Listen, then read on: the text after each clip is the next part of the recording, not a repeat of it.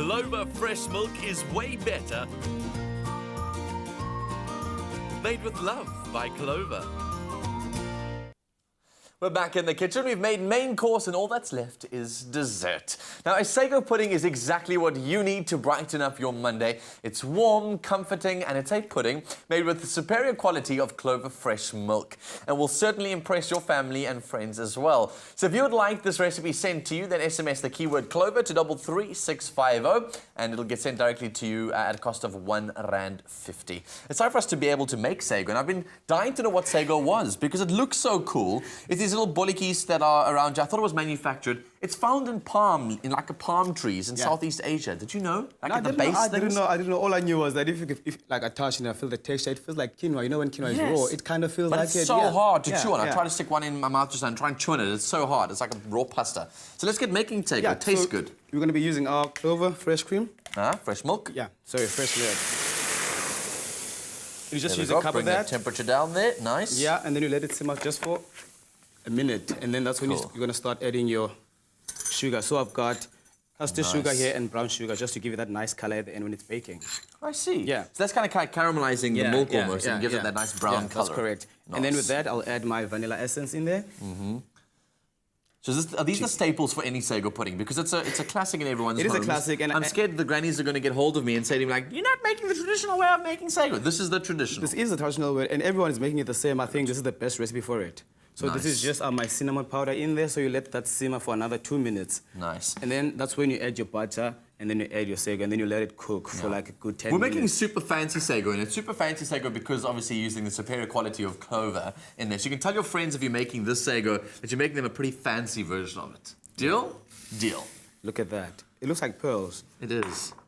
And then it almost becomes opaque the more and more that it soaks up all the liquid. So you soak it for like 10 minutes, simmering for 10 minutes, and then the minute it starts to bubble up, when it's like open up, that's when you know it's ready. And then when it's started ready, you just whisk in your egg yolks in there, but you must always make sure that your pan is not too hot because it's going to start to scramble. You don't want to scramble you don't want it, Not yum at all.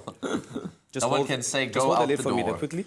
And then I'm just going to quickly whisk in my egg yolks in there. Cool. So you've separated obviously the egg yolks into the whites. whites. And if you guys ever tried to play around with doing that, it can be such an interesting thing. I learned the other day that if you use, like, you know, we're all trying to limit the amount of plastic we use in the home. Everyone should try and eliminate single-use plastic. You bring a little bottle and you put the egg onto the cap, whatever, and you suck it out the bottom, and it sucks the yolk out the end, and you're left with just the yolk inside and the whites on the outside. So can you such just a fun help way. me quickly with that egg yolk? Sure. And then not to waste with the egg whites, we just whisked our egg whites. Whisk. We made a meringue with them, so we can fold it in here. We don't want to waste. We don't waste here. Look at that. Oh, it even changes color when that's in there. I want to put it back down on the stove so we can show everyone at home what that looks like, the color difference. You see how that's changed color completely there? It's now gone this nice, beautiful brown. And it smells so good. And the more the sago is going to absorb all those flavors, oh man, the more it's going to be delicious. Do you want to pass me the meringue quickly? Sure. So this is a meringue we did with custard sugar.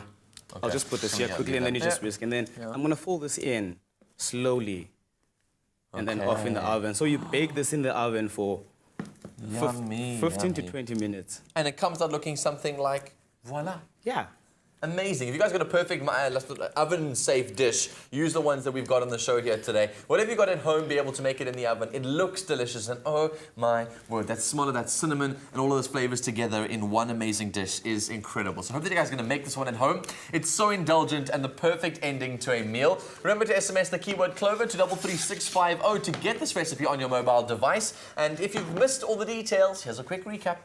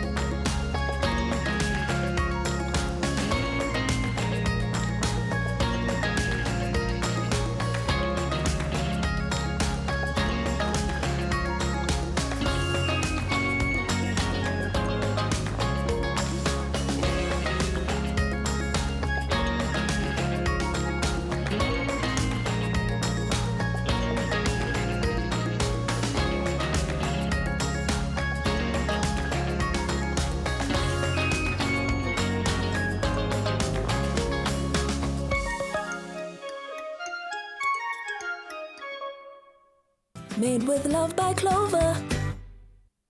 So after the break, we're back with one of South Africa's most sought-after praise poets, Jessica Mbangeni, who performs an inspiring tribute to the late Tata Madiba. Clover fresh milk is way better. Made with love by Clover.